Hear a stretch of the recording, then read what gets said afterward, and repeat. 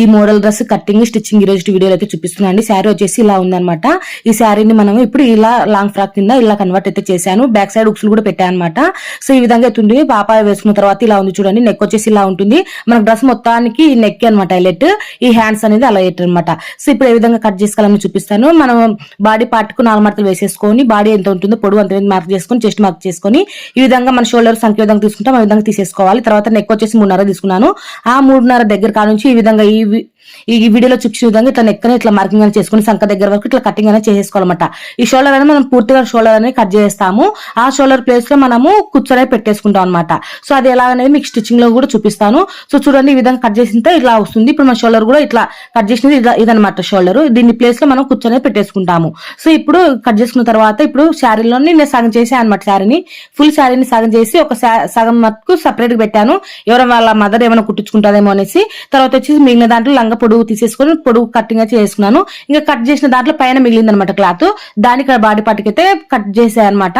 ఇది వచ్చేసి మనకు పైన కుచ్చు కోసం అయితే వాడుకుందాము. ఇప్పుడు వచ్చేసి మనం కట్ చేసినటువంటి లైనింగ్ ను ఒరిజినల్ పీస్ మీద ఇలా పెట్టేసుకొని ఇది మనం కట్ చేసుకున్నాం చూడండి వంకరగా, దాన్ని ఇట్లా చుట్టూరు కుట్టనే వేసేసుకొని అక్కడ టాకాలు పెట్టేసుకొని ఈ విధంగా తిరిగి చేసేసుకోవాలన్నమాట. ఈ విధంగా తిరిగి చేసుకొని లైనింగ్ మొత్తం అతికించేసుకోవాలి. ఇక్కడ వీడియోలో చూపించిన విధంగా ఇట్లా మొత్తం జాగ్రత్తగా చూసుకొని అతికించేసేయండి.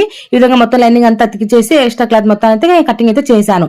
మనం బాడీ పట్లకి ఏ విధంగా టక్స్ వేసుకుంటామో అదే విధంగానే నడుము దగ్గర టక్స్ లోనే వేసేసుకోవాలి. ఇప్పుడు బ్యాక్ పార్ట్ అనేది తీసుకొని బ్యాక్ పార్ట్ ఉక్స్ పెట్టుకోవడం కోసం సెంటర్ లో కొంచెం ఇట్లా కట్ చేసుకొని ఇక్కడ దాని ప్రకారంగా స్టిచ్చింగ్ అయితే చేసేయండి. ఈ విధంగా స్టిచ్చింగ్ చేసిన తర్వాత అక్కడ టాకాలు పెట్టేసుకొని ఈ విధంగా తిరిగి చేసుకోవాలి. ఇక్కడ చూడ నేను ఏ విధంగా తిరిగి చేస్తున్నాను. ఈ విధంగా తిరిగి చేసుకుని కుట్టేసేటప్పుడు జాగ్రత్తగా చూసుకుంటూ కుట్టు అనేది వేసేసేయండి. ఇక్కడ మన మూల అనేది బాగా తిరగాలన్నమాట. మనం ఏ విధంగా కట్ చేసుకున్నామో దాని ప్రకారంగా రావాలి. ఇప్పుడు వచ్చేసి ఉక్సులు పెట్టుకోవడం కోసము ఒక మందం పాటు క్లాత్ అనేది తీసేసుకొని మడత పెట్టేసుకొని ఈ విధంగా పెట్టేశాను. ఇది వచ్చేసి మనం ఉక్సులు కజాలు అయితే పెట్టేసుకుంటాం అనమాట. తర్వాత నడు దగ్గర టక్స్ లోనే వేసేసుకోవాలి. ఇప్పుడు మనం షోల్డర్ అనేది కట్ చేసుకున్నాం కదా, దాని ప్లేస్ లో ఈ విధంగా ఒక క్లాత్ అనేది తీసేసుకొని ఇట్లా క్లాత్ అనేది కుట్టేసుకొని దీన్ని తిరిగి చేస్తున్నాను.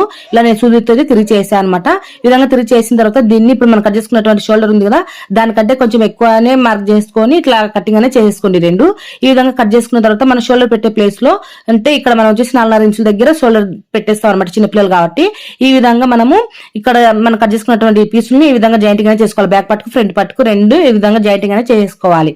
చూసారు కదా ఈ విధంగా ఇక్కడ వీడియోలో చూపించిన విధంగా పీసులు అనేవి బయట కనిపించకుండా కొంచెం లోపలే కానీ ఫోల్డింగ్ చేసుకుని స్టిచ్చింగ్ చేసి ఇక్కడ బాడీ పార్ట్ కి అతికించి చేసుకోవాలన్నమాట. ఈ విధంగా అతికించి చేసిన తర్వాత ఇప్పుడు మనం స్లీవ్స్ అన్ని కుట్టుకున్నాము.